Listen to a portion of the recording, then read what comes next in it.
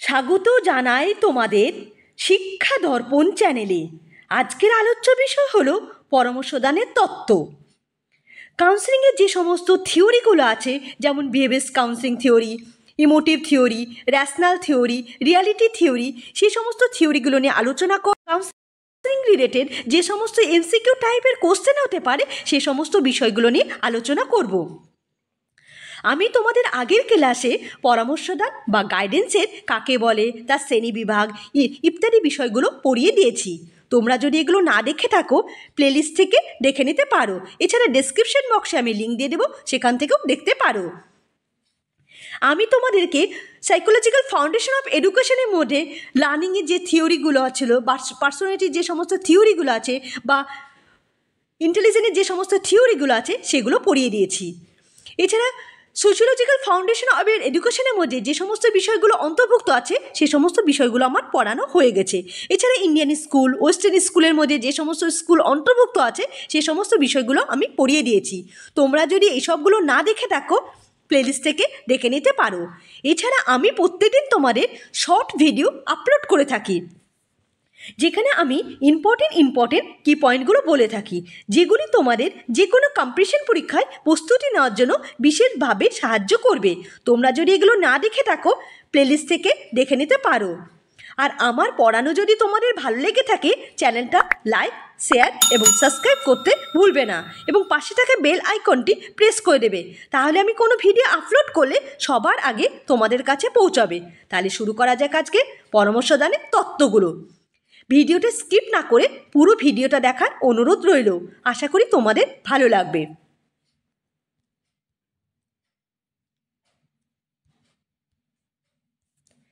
Theory of counselling. কাউন্সিলিংয়ের যে সমস্ত থিওরিগুলো আছে, মানে পরামর্শদানের যে সমস্ত থিওরিগুলো আছে সেই সমস্ত থিওরিগুলো একটু দেখে নিই।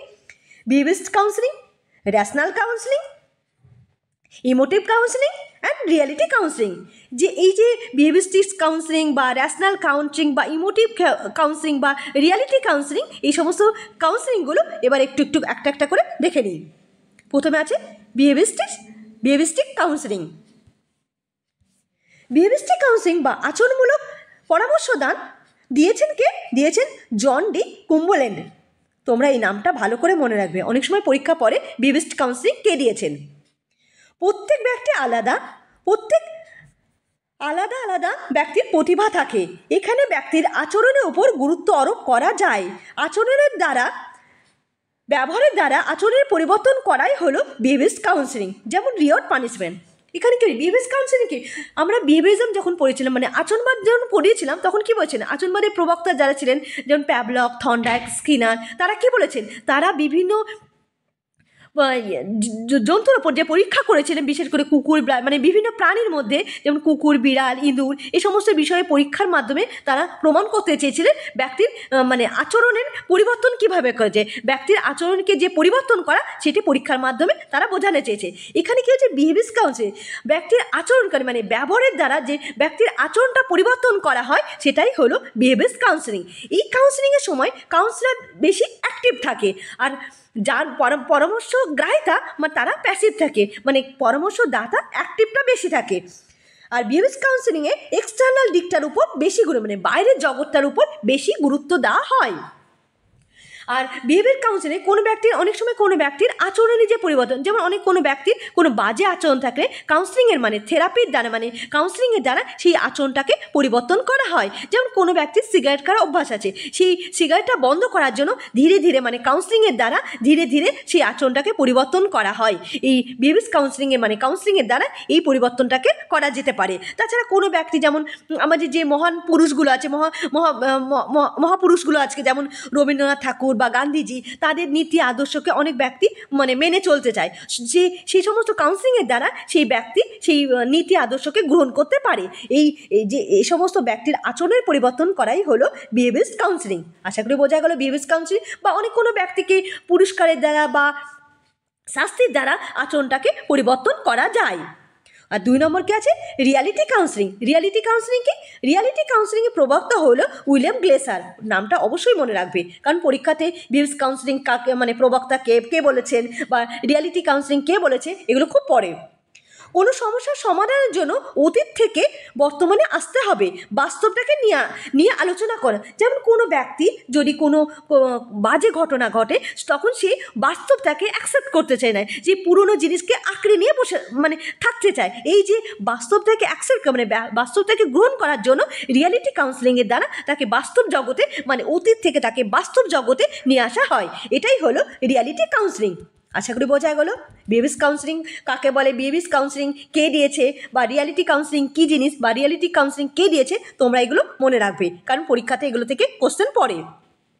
এরপর দেখে নিই র্যাশনাল কাউন্সেলিং। র্যাশনাল বলতে কি, র্যাশনাল মানে কি, র্যাশনাল মানে যুক্তি, যুক্তির দ্বারা কোনো আচরণকে পরিবর্তন করা হলো র্যাশনাল কাউন্সেলিং। কোনো ব্যক্তির যদি লজিকের দ্বারা বা যুক্তির দ্বারা কোনো ব্যক্তির আচরণ, কোনো ব্যক্তির মধ্যে নেগেটিভিটি মানে কোনো নেগেটিভ ভরে আছে, তার মধ্যে সেই আচরণটাকে লজিকের দ্বারা বা যুক্তির দ্বারা সেই নেগেটিভ দিকটাকে দূর করে পজিটিভ দিকে নিয়ে আসা র্যাশনাল কাউন্সেলিং। তারপরের পয়েন্টটা দেখো, তারপরটা আছে ইমোটিভ কাউন্সেলিং।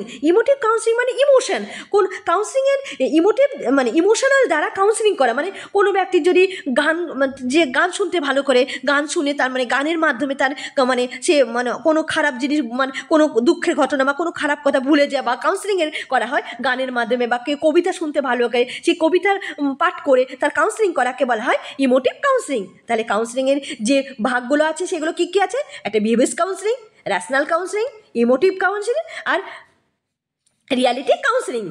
তারপর হচ্ছে এখানে দেখো লেখা আছে কগনিটিভ থিওরি। কগনিটিভ থিওরি মধ্যে গেলে মানে মনের প্রবলেম, মনের যে অসুবিধাগুলো সেগুলো কাউন্সেলিংয়ের মাধ্যমে কগনিটিভ মানে কি চিন্তাভাবনা পরিবর্তন করা হলো কগনিটিভ কাউন্সেলিং বা কগনিটিভ থিওরি। কগনিটিভ থিওরি দিয়েছেন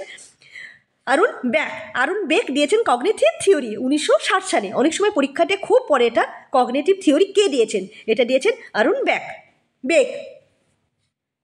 আশা করি বোঝা গেল। এরপর দেখে নিই কী আছে।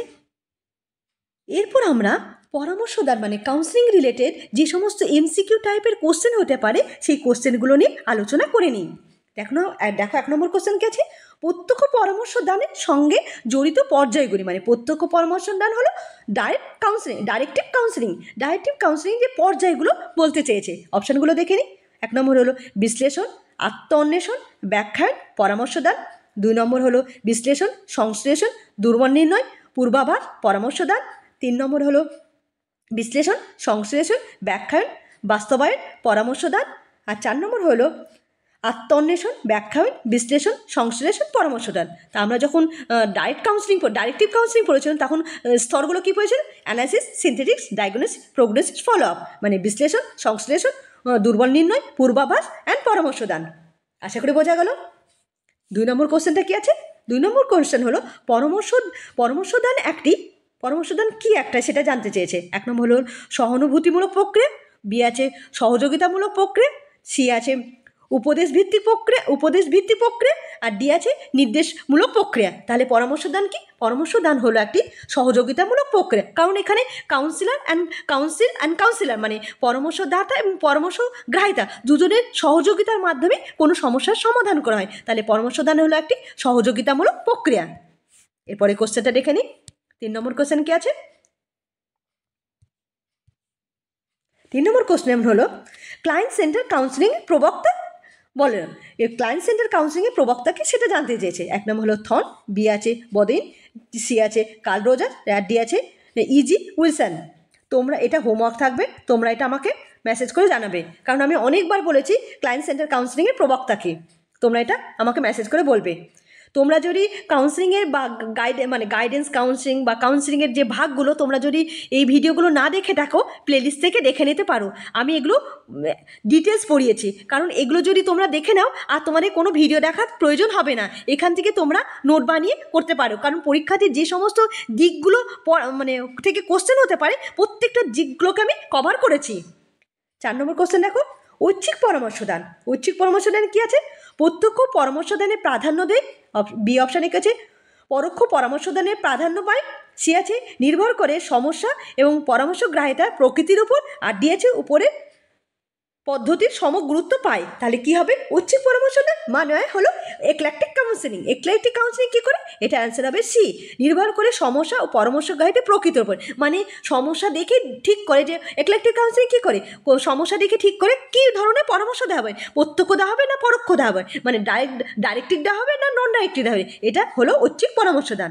আশা করি বোঝা গেল। 5 নম্বর কোশ্চেনটা দেখে নিই এবার। 5 নম্বর কোশ্চেন হলো non directive counselling is mainly maintain for, মানে নন ডাইরেক্টিভ কাউন্সিলিং মেনটেন কিসে করে সেটা জানতে চেয়েছে। 1 নম্বর হলো analysis of client data, B আছে diagnose the relevant fact, C আছে ইমোশনাল রিলিজ, আর ডি আছে প্লেসমেন্ট সার্ভিস। তাহলে নন ডাইরেক্টর কী হয়? নন ডাইরেক্টরের ইমোশন রিলিজের জন্য নন ডাইরেক্ট কাউন্সিলিং প্রধানত গুরুত্ব দেয় ইমোশনাল রিলিজ। কোনো মানুষ সমস্যাগ্রস্ত হলে তার ইমোশন দিক থেকে কীভাবে মানে শান্তি পাবে, মানে রিলিফ পাবে, তার জন্যে নন ডাইরেক্ট কাউন্সিলিং করা হয়। তাহলে এটার অ্যান্সার হবে সি। 6 নম্বর কোশ্চেন এখানে পরামর্শ দান হলো মূলত, মানে পরামর্শ দান কি, পরামর্শ দানটা কীরকম সেটা জানতে চেয়েছে।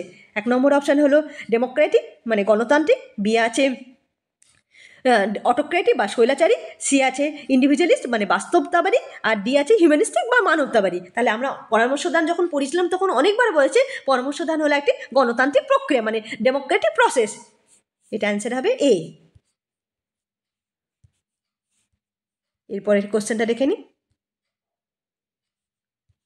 7 নম্বর question in the technique of personal centre counselling the congress is relevant to, মানে আমরা যখন কংগ্রেস পড়েছিলাম মানে পার্সোনাল সেন্টার কাউন্সিলিং মানে নন ডাইরেক্ট কাউন্সিলিং, নন ডাইরেক্টিভ কাউন্সিলিং পড়েছিলাম তখন আমরা কংগ্রেস পড়েছিলাম। কংগ্রেসটা কি সেটা জানতে চেয়েছে। অপশানগুলো দেখে নিই।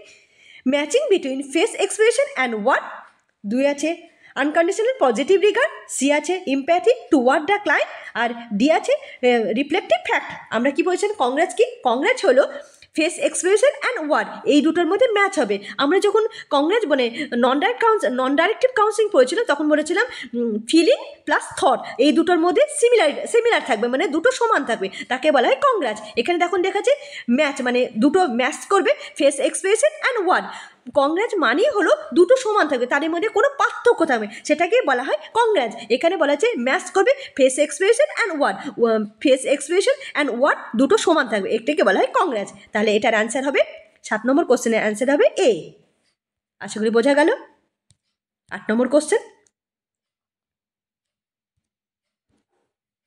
8 নম্বর কোশ্চেন হলো পরামর্শদান হলো একটি পেশা যার লক্ষ্য হলো 1 নম্বর অপশান হচ্ছে ব্যক্তির বিকাশ এবং উৎপাদনশীল সংবর্ধন করা, বি আছে মনোরোগের সঠিক লক্ষ্য নির্ণয়ে সংবর্ধন করা, সি আছে রোগীর যে সঠিক চিকিৎসা অন্তর্গত সেটি সুনিশ্চিত করা, আর ডি আছে আচরণকে একটি নির্দিষ্ট করা। তাহলে কি পরামর্শদান একটা পেশা, তার লক্ষ্য কি? ব্যক্তির বিকাশ ও উৎপাদনশীলতাকে সংবর্ধন করা। ব্যক্তি কীভাবে বিকাশ করবে, তার কীভাবে উন্নত করবে সে সমস্ত বিষয়কে উপর গুরুত্ব দেয়। তাহলে এটার অ্যান্সার হবে এ। 9 নম্বর কোশ্চেন নিম্নলিখিত কোনটি একটি পরামর্শ দানের দক্ষতা নয়, মানে কোনটা নয় সেটা বলেছে। এখানে পরামর্শ দানের যে টেকনিকগুলো আছে সেটা নয় সেটা বলতে হয়েছে। একটা বিশ্বাস স্থাপন, 2 নম্বর আছে সক্রিয়তা শ্রবণ, সি আছে পরীক্ষা গ্রহণ, আর ডি আছে অকৃত্রিমতা বা অশুদ্ধতা মানে জেনুইননেস যেটাকে বলা হয়। তাহলে এটার কি আনসার হবে? দেখো পরামর্শদের দক্ষতা নয়, বিশ্বাস স্থাপন অবশ্যই থাকতে হবে, কারণ কাউন্সিলর যদি পরামর্শ গ্রাহকের উপর বিশ্বাস না করে তাহলে কাউন্সিলিং হবে না। যে বিশ্বাস অবশ্যই দরকার, সক্রিয়তা দরকার, দুজনকে অ্যাক্টিভ দরকার, মানে সক্রিয়তা থাকতে হবে, সক্রিয়ভাবে শ্রবণ করবে, জিনিসটা বুঝবে, মানে অকৃত্রিমতা অশুদ্ধতা মানে জেনুইননেসটা অবশ্যই থাকতে পারে, কিন্তু পরীক্ষার গ্রহণ থাকার দরকার অতটা প্রয়োজন নেই। তাহলে এটার অ্যান্সার হবে, অ্যান্সার হবে সি। এরপরে কোশ্চেনটা দেখে নিই। 10 নম্বর কোশ্চেন। 10 নম্বর করেছে অ্যালবার্ট ইলিস কোন ধারণাটির সঙ্গে সম্পর্কযুক্ত। যখন আমরা অ্যালবার্ট ইলিসে পড়েছিলাম তখন আমরা হচ্ছে আরইবিটি পড়িয়েছিলাম। আরইবিটি ফুল ফর্মটা তো অনেকবার বলেছিলাম। এখানে দেখো দেওয়া আছে মানে অ্যালবার্ট ইলিস কোন ধারণার সঙ্গে সম্পর্কযুক্ত। অপশানগুলো দেখো rational emotive behaviour therapy, rational inventory behaviour therapy, rational education behaviour therapy, none of above. তাহলে আমরা কি বলছি আরইবিটি ফুল ফর্ম করেছে র্যাশনাল ইমোটিভ বিহেভিয়ার থেরাপি, মানে একটা অ্যাকশন হবে এ, র্যাশনাল ইমোটিভ বিহেভিয়ার থেরাপি। 11 নম্বর কোশ্চেন সেলফ থিওরির প্রবক্তাকে? সেলফ থিওরি প্রবক্তাকে আশা করি তোমরা সবাই জানো। অপশানগুলো দেখো, Thorndike, Pavlov, Carl Rogers and Wilson. তাহলে সেলফ থিওরি প্রবক্তা হলো কার্ল রজার্স। এর পরের কোশ্চেনটা দেখে নিই, লাস্ট কোশ্চেন, আজকের ক্লাসের লাস্ট কোশ্চেন। এটা একটা হচ্ছে ম্যাচ করতে হয়েছে, তালিকার বিয়ের ম্যাচ। দেখো তালিকা এর মধ্যে আছে ফয়েড, উইলিয়ামসন, রোজার্স অ্যান্ড থর্ন। আর এর তালিকা বিয়ে আছে নির্দেশমূলক পরামর্শ, মুক্ত অনুষঙ্গ, অনির্দেশমূলক পরামর্শদান আর সারগ্রাহী পরামর্শদান। তাহলে আমরা কী হচ্ছে, ফয়েডে করেছি প্রি অ্যাসোসিয়েশন। যখন ফয়েড পড়েছিলাম সাইকোঅ্যানালিটিক্যাল থিওরি, ফয়েডের যে সাইকোঅ্যানালিটিক্যাল থিওরি পড়িয়েছিলাম, তখন আমি ফ্রি অ্যাসোসিয়েশনের কথা বলেছিলাম। তোমরা যদি ফয়েড না দেখে থাকো প্লেলিস্ট থেকে দেখে নিতে পারো। উইলিয়ামসন কি হয়েছে, ডাইরেক্টিভ কাউন্সিলিংয়ের প্রবক্তা ছিলেন উইলিয়ামসন। আর কার্ল রজার্স ছিল নন ডাইরেক্টিভ কাউন্সিলিং বা অনির্দেশমূলক পরামর্শদান। আর থর্ন হলো সারগ্রাহী পরামর্শ বা একল্যাক্টিক কাউন্সিলিং। আমরা একল্যাক্টিককে অনেক সময় পড়েছিলাম ঐচ্ছিক পরামর্শদান, দেখো এখানে দেওয়া আছে ওই সারগ্রাহী। এর জন্য বলি সবসময় ইংলিশটা মনে রাখবে, ইংলিশটা মনে রাখলে ইংলিশ নামগুলো সবসময় একই থাকে। এখানে দেখো এক্সামিনার সারগ্রাহী দিয়ে দিয়েছে, ঐচ্ছিক না দিয়ে সারগ্রাহী দিয়েছে। তোমরা যদি ইংলিশটা রাখো তাহলে তোমাদের এটা অসুবিধা হবে না। এর জন্য সবসময় যখন থিওরিগুলো পড়বে তখন প্রত্যেকটা ইংলিশ টার্মগুলো একটু বেশি মনে রাখবে, কারণ বাংলা অনেক সময় এক্সামিনার নিজেদের মতো করে একটা দিয়ে দেয়, কিন্তু ইংলিশ তাহলে সবসময় এটাই থাকে। তাহলে কি হবে, এরটা হলো 2, 2, 1, 3, 4, 2, 1, 3, 4 কোনটায় আছে, 2, 1, এখানে দেখো অপশানগুলোর মধ্যে 2, 1, 3, 4 মানে এটা সি, এটার অ্যান্সার হবে সি। আশা করি বোঝা গেল। তাহলে আমাদের আজকে পুরো কাউন্সিলিং কমপ্লিট হয়ে গেল। তাহলে আমরা কাউন্সিলিং থেকে কী পড়লাম, আজকে আমরা কাউন্সিলিংয়ের থিওরিগুলো পড়লাম, যে বিহেভিস্ট কাউন্সিলিং থিওরি বা rational theory, emotive theory, reality theory. এই যে থিওরিগুলো আছে, থিওরির কে কোনটা দিয়েছে, বিশেষ করে বিহেভিস্ট কাউন্সিলিং কে দিয়েছে বা রিয়ালিটি কাউন্সিলিং কে দিয়েছে, এই নামগুলো অবশ্যই মনে রাখবে, কারণ পরীক্ষাতে এই নামগুলো অনেক সময় পড়ে থাকে। এছাড়া যে সমস্ত এমসিকিউ টাইপের কোশ্চেনগুলো করাম, প্রত্যেকটা কোশ্চেন কোনো না কোনো পরীক্ষায় পড়া কোশ্চেন, প্রত্যেকটা কোশ্চেনই ইম্পর্টেন্ট কোশ্চেন। তোমরা এই কোশ্চেনগুলো যদি ভালো করে করো তাহলে কাউন্সিলিং থেকে কোনো কোশ্চেন পড়লে তোমরা সব কোশ্চেন পারবে। আর কাউন্সিলিংয়ের যে সমস্ত ক্লাসগুলো নিয়েছি, যে ভিডিওগুলো আছে, সেগুলো তোমরা প্রত্যেকটা দেখে নিও। বিশেষ করে কাউন্সিলিং কাকে বলে, কাউন্সিলিংয়ের বৈশিষ্ট্য বা গাইডেন্স নির্দেশনা কাকে বলে, নির্দেশনা বৈশিষ্ট্য, শ্রেণী বিভাগ, এগুলো করে নিও। তাহলে তোমরা গাইডেন্স কাউন্সিলিং থেকে যে কোনো কোশ্চেন দিলে তোমরা সবকটা পারবে। আর তোমাদের যদি এই যে আমরা আজকে কটা কোশ্চেন করলাম, 12টা কোশ্চেনের মধ্যে কার কটা ঠিক হলো, কার কটা ঠিক হয়েছে আমাকে মেসেজ করে জানবে। আর তোমাদের ক্লাস কেমন লাগলো আমাকেও মেসেজ করে বলবে। আর আমার ক্লাস যদি তোমাদের ভালো লেগে থাকে চ্যানেলটা লাইক, শেয়ার, সাবস্ক্রাইব করতে ভুলবে না। ধন্যবাদ।